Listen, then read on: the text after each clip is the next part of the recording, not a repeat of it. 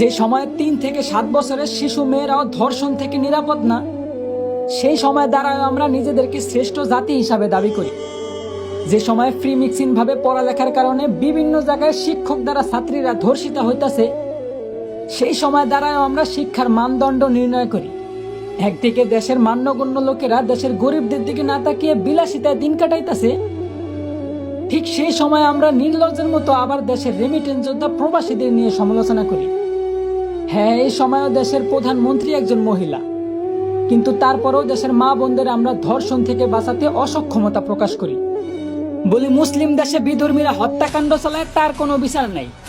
সংখ্যায় বেশি আর দেশটা মুসলমানদের হওয়া সত্ত্বেও প্রতিবাদ করার মতো কেউ নাই। আসলে আমি মনে করি কি ভাই, আমাদের দেশে ইসলামের পক্ষে সঠিক বিচারই নাই।